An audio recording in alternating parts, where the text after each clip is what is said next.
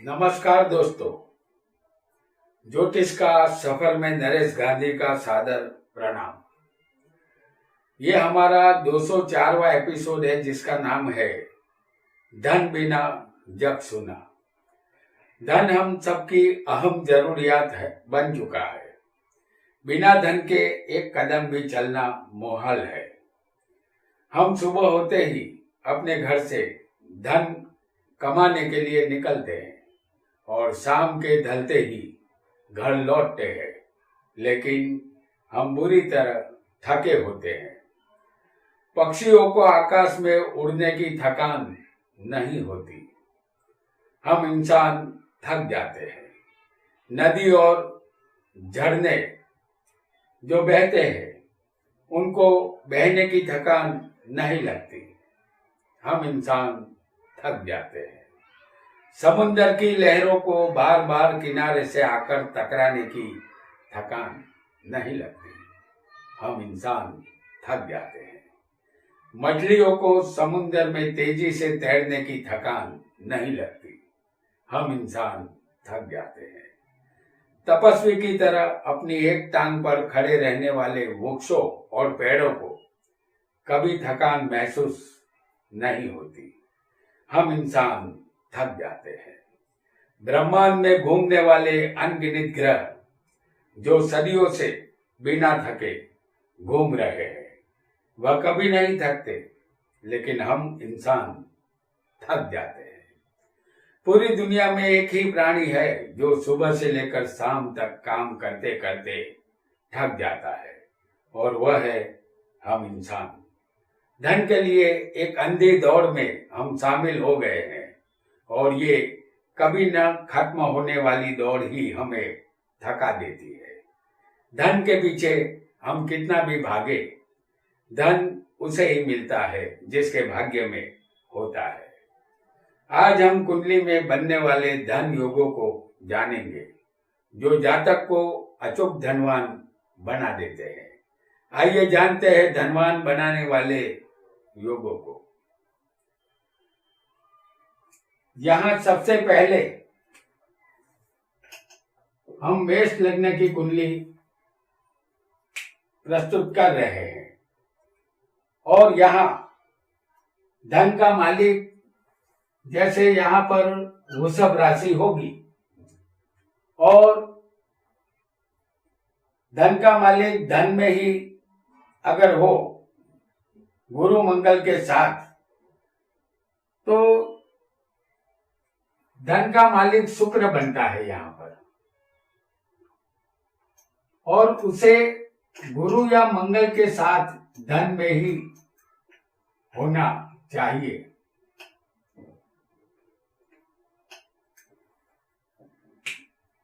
योग को फिर एक बार सुन लीजिए। धन का मालिक शुक्र बनता है, उसे गुरु और मंगल के साथ ही होना चाहिए। अगर ऐसा योग किसी भी जातक की कुंडली में होगा तो वो धनवान बनता है। जातक को धन संबंधित तमाम सुख यहाँ मिलते हैं। आइए दूसरे योग को भी जानेंगे।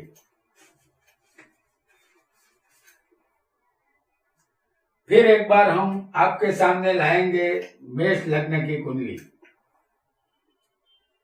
धन का मालिक और लाभेश यानी कि 11वां स्थान होता है लाभ स्थान, तो इसका मालिक बनेगा शनि। धन का मालिक और लाभेश 11वें और गुरु 9 में भाग्य में यहाँ होना चाहिए।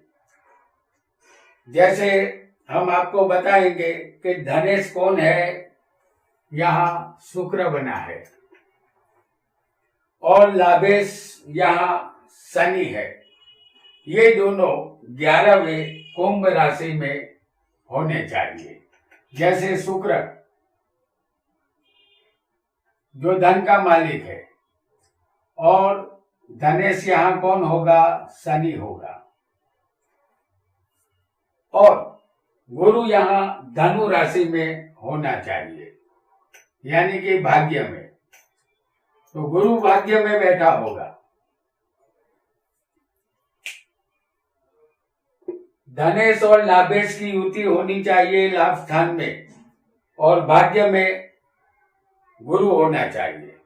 तो ऐसा योग भी जातक को धनवान अचूक बनाता है, क्योंकि गुरु यहाँ बलवान है, शनि भी बलवान है, और धनेश शुक्र अपने मित्र के घर में बैठा है। ऐसा योग भी जातक को धनवान बनाता है। हालांकि आपका लग्न कोई भी हो सकता है, सिर्फ आपको स्थान याद रखने हैं, धन और लाभेश और भाग्येश, ये सब स्थान आपको याद रखने हैं। आपका लग्न कोई भी हो, धनेश कोई भी बनता हो। आइए एक और योग को जानेंगे। कोई भी लग्न यहाँ किसी का भी हो सकता है। दूसरे स्थान पर बुध की दृष्टि होनी चाहिए। जैसे बुध कहाँ होगा?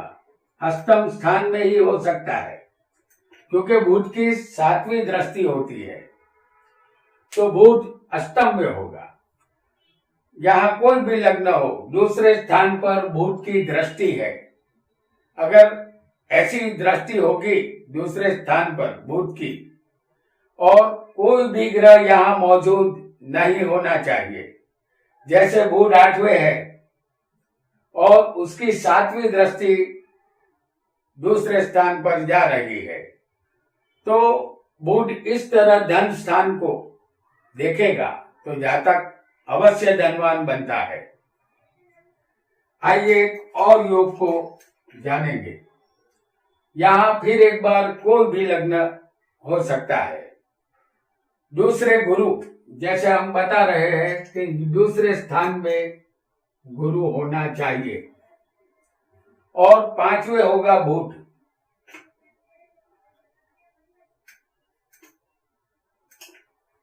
और 11वें चंद्र होगा। आपका लग्न यहाँ कोई भी हो सकता है, लेकिन ये 3 ग्रह अपनी जगह पर होने चाहिए, अपने स्थान में होने चाहिए। तो ऐसा योग बनने पर जातक अति धनवान बनता है। जातक को किसी चीज की यहाँ कमी नहीं रहती, उसकी गिनती धनवानों में होती है। आइए एक और योग को भी जानेंगे जो इंसान को धनवान बनाता है। यहाँ फिर एक बार हम आपके लिए मेष लग्न की कुंडली हम प्रस्तुत कर रहे हैं। आपकी कुंडली में कोई भी लग्न हो सकता है। कुंडली में कहीं भी 4 ग्रह स्वग्रही बैठे हो, जैसे हम यहाँ आपको दिखा रहे हैं। ये एग्जाम्पल कुंडली है। आपकी कुंडली में कहीं भी 4 ग्रह स्वग्रही किसी भी स्थान में बैठे हो सकते हैं। जैसे पहले स्थान में मंगल होगा।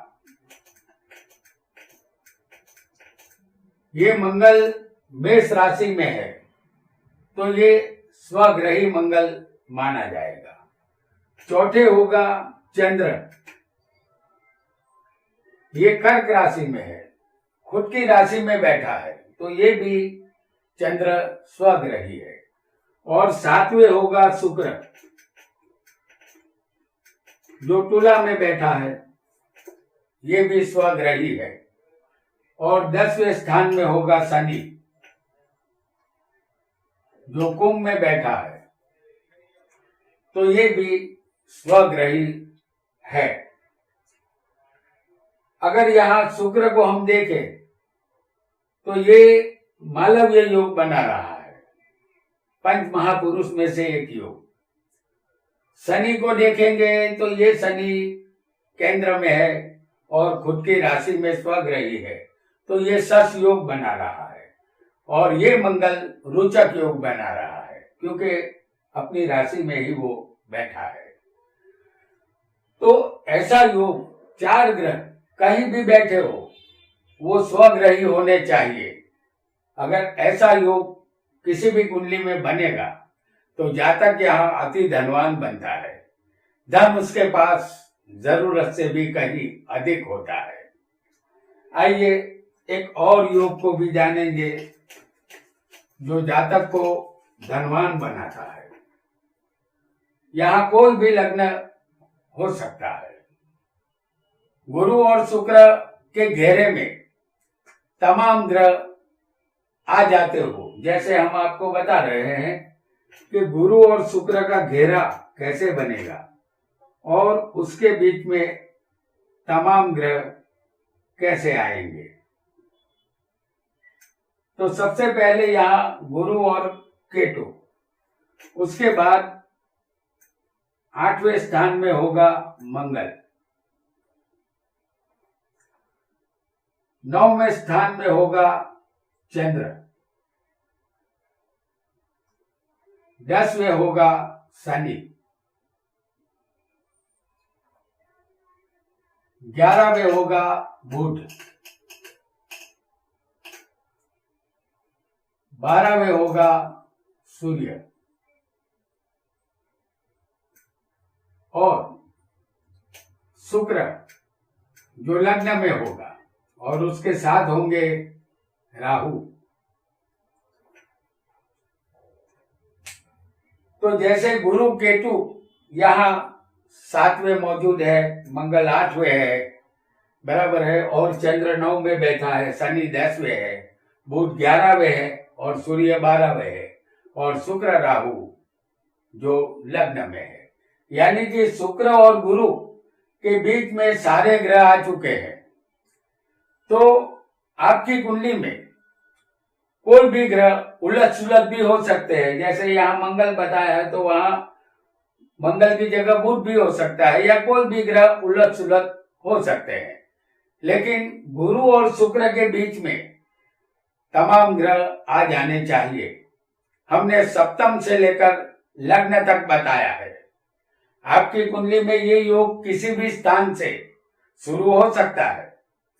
तो ऐसा योग भी जातक को धनवान बनाकर रख देता है।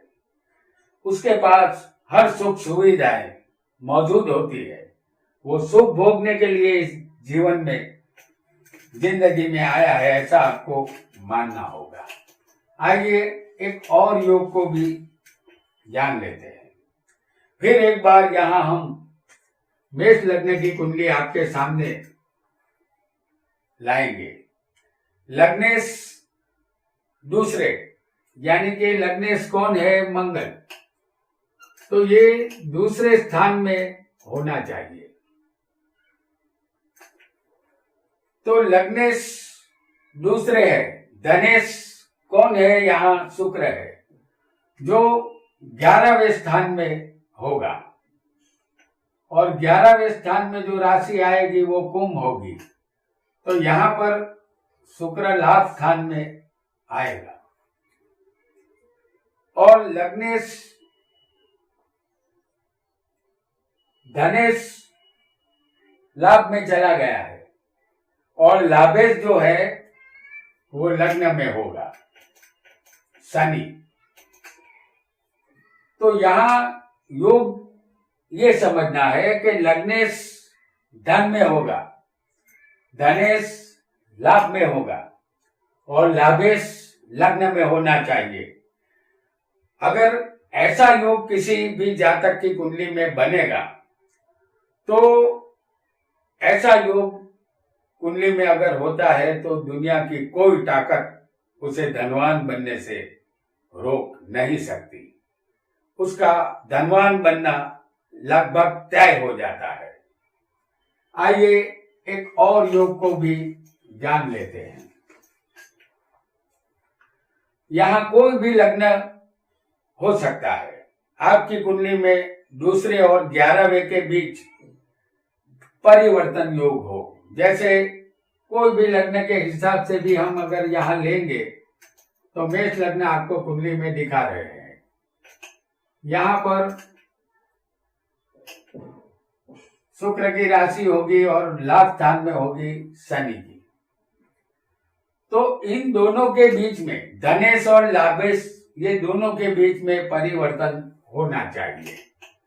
तो यहाँ लाख का मालिक धन में आ जाएगा और धन का मालिक होगा शुक्र। इन दोनों के बीच में ये परिवर्तन योग बना है।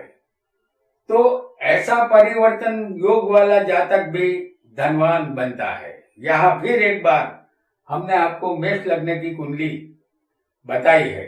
इस लग्न में धनेश शुक्र है और लाभेश शनि है।